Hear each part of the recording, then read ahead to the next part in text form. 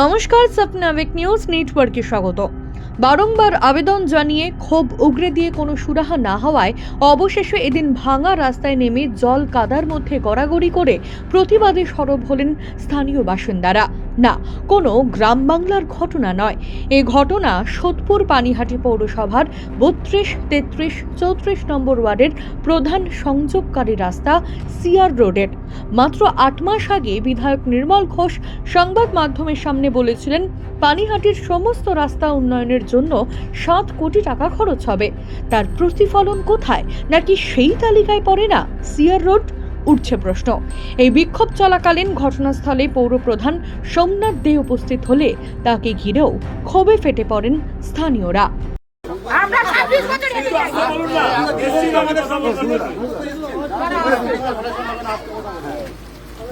CR road sanction হয়ে গেছে।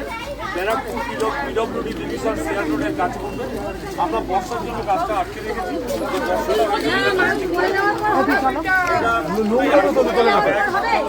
নোংরাগুলো জিজিআর মোড় থেকে একদম অলরেডি জিজিআর মোড় থেকে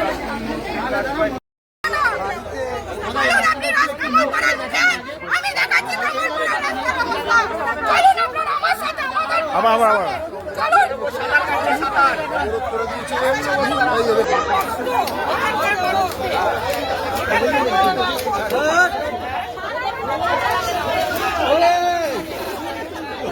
চন্দন সেনগুপ্ত, স্বপ্নাবিক নিউজ, সোদপুর। জয় হিন্দ।